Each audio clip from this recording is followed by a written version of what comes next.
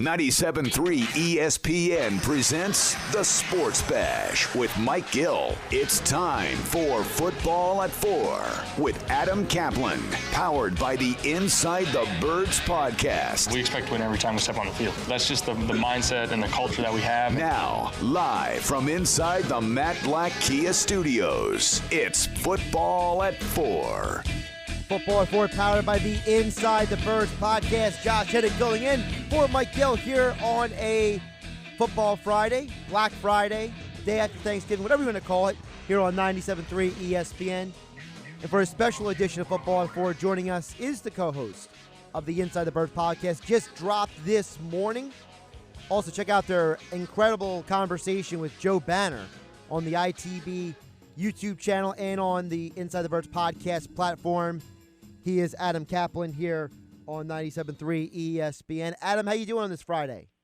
Guys, I hope you're doing well. I'm well. So, yeah, I'm glad you mentioned the Banner interview because something came up and about play calling. We definitely wanted to talk to Joe about that because we knew he had an opinion. If you follow him on Twitter, his opinion on everything.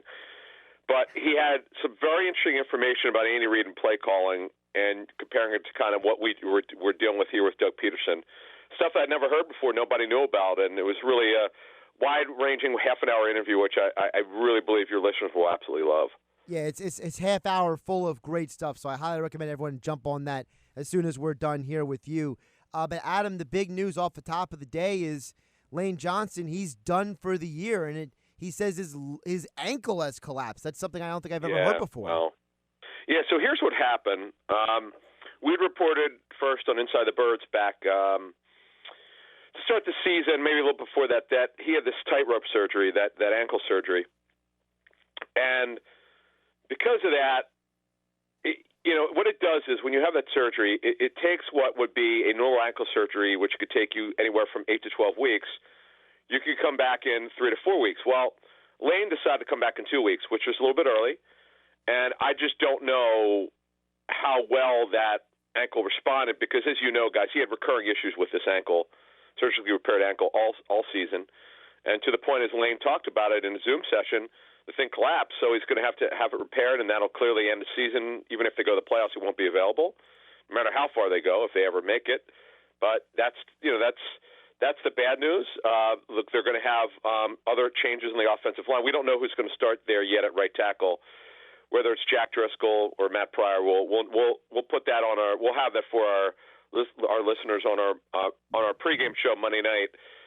You can hear Moshe and I and Jamal Jackson will be filling in for Greg Cosell this week, and of course Trey Thomas. So you can hear that at 5 p.m. Eastern. But look, they're going to have changes also. They're doing the smart thing, moving to Jason Peters to right guard.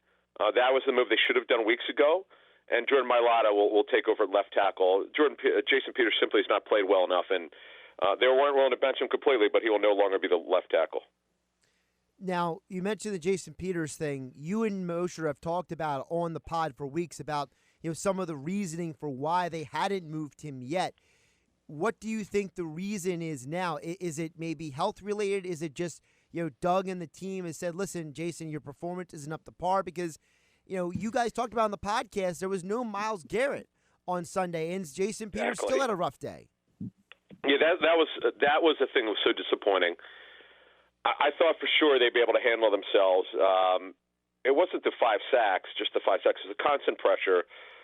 Peters had his worst game of the year. And what I'd said on our show that dropped this morning, I was like, there's simply no way they could go forward with Jason Peters as a left tackle. I expected this to happen, as I understand it. As soon as they reconvened for practice this week on Wednesday, they made the changes already. They talked to Jason about it. They told him what they wanted to do. He understood it. And here's the thing. One team source said to me of Jason Peters at right guard in training camp, he looked like a Pro Bowler after the first week. He was so good. So that's what they should have done earlier this season. They made a mistake, I do believe. As much as everybody believes in Jeff Stalin, their O-line coach, guys, he just made a mistake.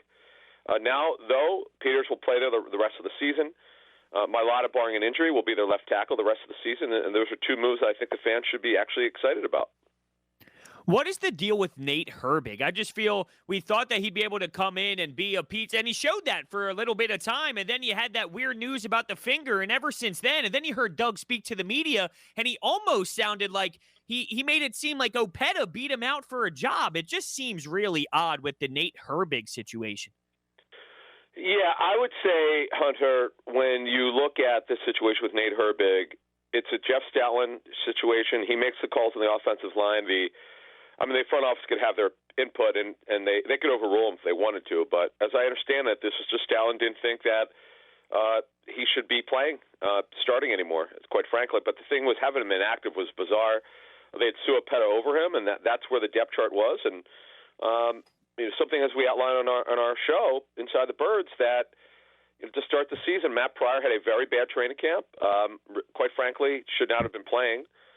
But they went forward with him, off and on, and as you saw last week, he shouldn't have been playing, but he is. He was, but he won't be anymore. He'll be a backup, and that's really the way they should have done it from the beginning. Adam Caplan joining us, Football at 4, powered by the Inside the Birds podcast. A new episode dropped this morning. It's Inside the podcast and the YouTube channel for their pregame show as well, Caplan NFL on Twitter. Adam, before we get to anything future down the road, we haven't had a chance to talk to you about Sunday's game, and the offensive line, we mentioned they didn't play well, but the offense as a whole is just another perplexing performance. What was something that stood out to you now that you've been able to talk to all the guys you talked to about watching a tape and reviewing everything about Sunday's offense? Yeah, look, they ran the ball well. They actually, and they rarely do this, they ran the ball more than they passed in the first half. So the people wanted them to run the football. You're off. That doesn't stand at all. They ran it well with Miles Sanders. Unfortunately, he fumbled the ball at the 2-yard line, as you saw. Certainly would have liked to see him touch the ball more than 5 times in the run game in the second half, but I understand that. The issue that they're having, and I don't have an answer for this, they need to account for this. Miles Sanders has not been a factor in the pass game for the life of me. I don't have an answer for it. I don't understand it. It's been a problem all season. It's not Miles' fault. They got to get him open there. The Travis Fulgham regression in terms of getting the football the last 2 games, I don't get it. I don't buy the Jeffrey return. He just needs to get the football. This is a coaching issue. They got to get him the football. It's just the offensive structure is something we've criticized all season. They're asking the receivers to do too much. This happens every week. I hear this from other teams, so this is a problem. The protection, for the most part, was awful. Yes, Wentz didn't play well, though. In the first half, he's pretty accurate. Got off to a good start, but then he regressed. The thing that he struggles with is he continues to miss guys who are open. He's just not pulling the trigger all the time. That's an issue. You hope going to this game Monday night. By the way, it's not the rain's supposed to stop, as I understand, before the game. So the hope is that they can protect better with these offensive line moves. They face a defense which, by the way, played much better. The Seahawks front played much better against Kyler Murray, believe it or not. Carlos Dunlap played really well. Dunlap's best game of the season was actually against the Eagles when he was with the Bengals in Week 3. But Jason Peters won't be at left tackle. He dominated Peters in that game. So the hope is, listen, if the protection could be better, they're going to make some plays. And the hope is that Zach Ertz will be available. Zach was close last week. As I understand, the Eagles are expecting him to play this week, barring a setback before the game. What did you see out of Dallas Goedert specifically in that Browns game? He was great. He's been so impactful for the run game. He blocks real well, and he's really, you saw him catch the football really well. He's a vertical threat. There's really no reason why he shouldn't be involved heavily in the pass game every week. This is a coaching issue. They got to do a better job of getting him the football, Hunter. Just disappoints me that this is a guy that's so gifted. They drafted him, as you know, to take over for Ertz when Ertz's contract expires.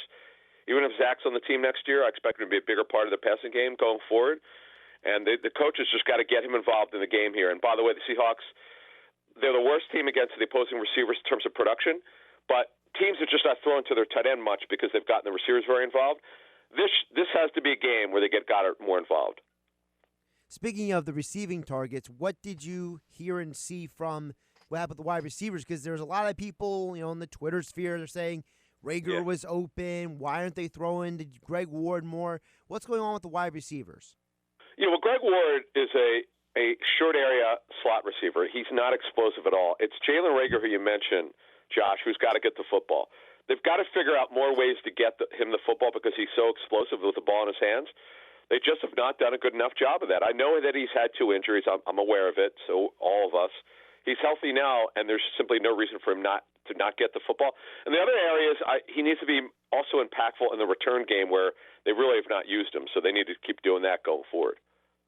How beneficial would it be if Doug gave up play calling to Rich Gangarello? You see what's happening with the Bears right now with Matt Nagy. It's not like it changes the entire offense, so I don't anticipate that it would, but there's a lot of issues with this team, and I feel maybe taking a step back from a offensive standpoint, you can oversee the entire team instead of being so heavily focused on the offense. Right. And, Hunter, that's called being a CEO head coach, where Andy Reid, as Joe Banner tells us on our show, or we did the ITB TV, as you know, Joe talked about there were just sometimes Andy thought that he needed to do a little bit more job as a coach instead of being a play caller.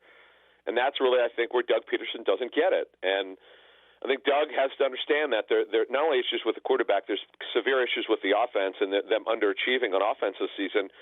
And it would behoove him to get a better idea of what's going on in the game. And I that's something he should do, but he hasn't been willing to do it so far. And you know how stubborn he is. I don't know that he's going to do it.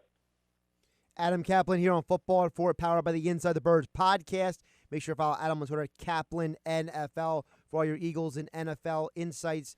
Of course, joining us here on the Boardwalk Kinda Hotline. Adam, the Eagles injury report did just come out about 15 minutes ago. A lot of guys were limited. Your Derek Barnett, your Driscoll, Kelsey, Scott Singleton. Doesn't seem like there's any real surprises on the Eagles injury report here on Friday. No, they expect these players to go. The guys who are limited, they do expect them to go. Remember, they practice on Saturday as well. They have the Sunday walkthrough, then they have the game. The one, we'll continue to look at Ertz here. He should play, but they got to make sure he gets through practice with his high ankle sprain. He was told at the time of the injury it was 4 to 6 weeks. Next week will be week 6, so he's obviously he's very close.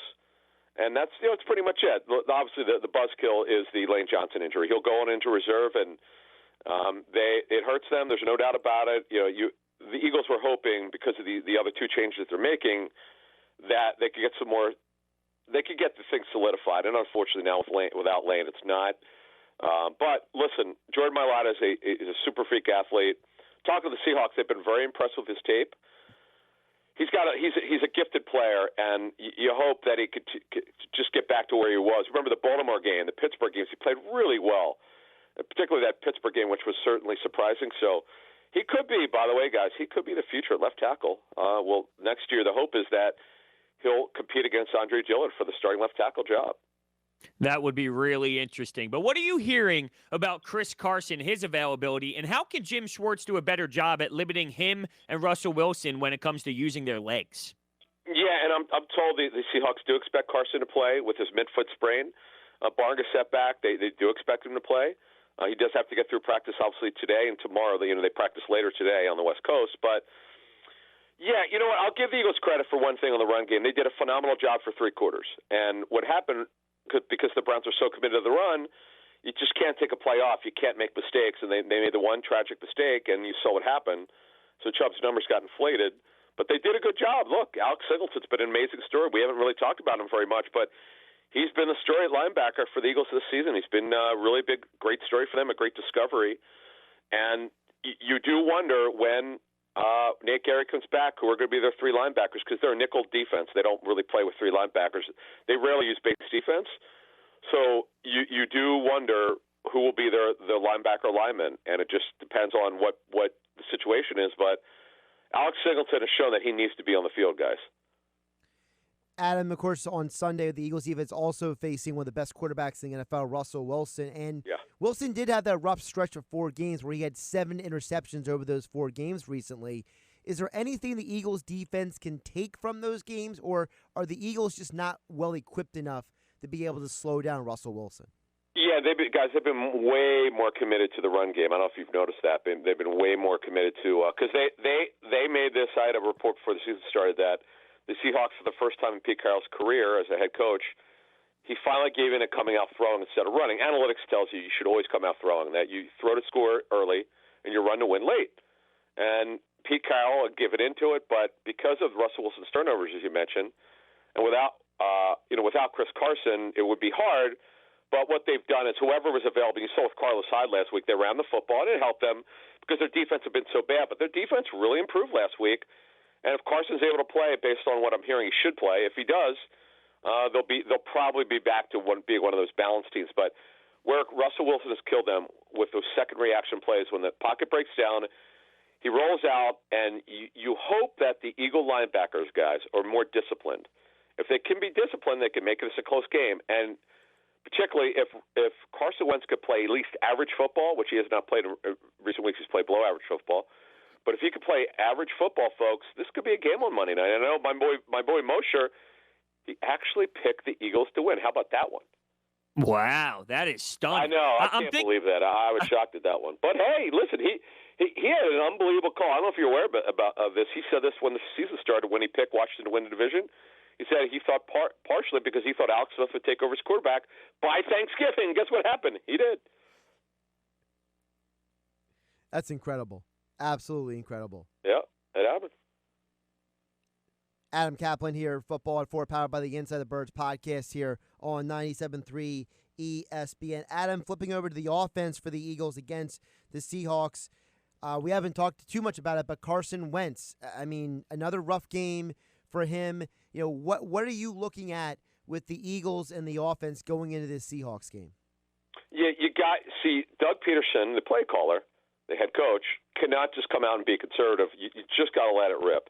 The weather, looks right now it's going to stop raining. It's going to rain all day Monday, but it's supposed to stop before the game. So they should come out throwing because Seattle struggled against the pass the entire season. They're good against the run. Come out throwing. You just can't be conservative. But give Wentz throws to make. Easy throws early, get him comfortable, get him accurate.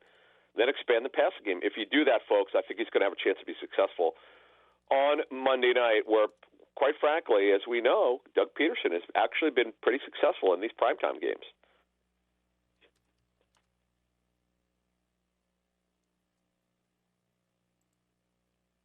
Adam Caplan, of course, Football at 4, powered by the Inside the Birds podcast. Adam, we know also with this game on Monday, because it's not on Sunday, you mentioned the schedule, how that's a little different. So if you could just explain to the audience again, what goes into that change from Sunday to Monday, because as you guys do the pregame show on the YouTube channel, I know that because of the difference of Sunday to Monday, there are some variables that go into this.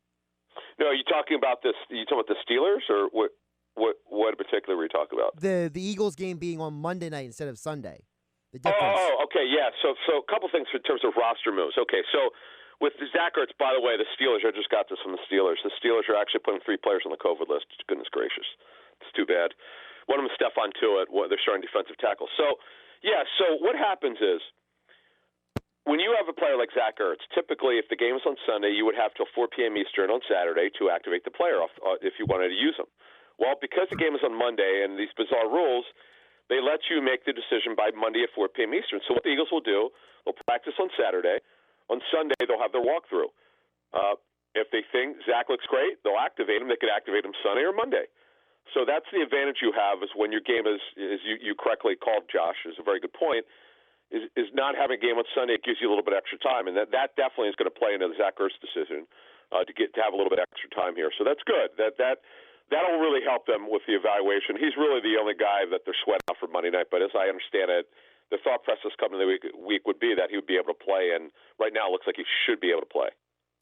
When it comes to the secondary, Darius Slay versus DK Metcalf is something I'm intrigued by. But Tyler Lockett, what is the Eagles' best player? Like, Avonte Maddox isn't going to work. Roby Coleman doesn't work on the outside. Jalen Mills fell asleep when they tried that last game. Is there an answer to Tyler Lockett? Yeah, and Hunter, what they'll do is, I suspect, because he's actually their slot receiver, he could play outside, but because they don't have anyone else, he's back in the slot this season.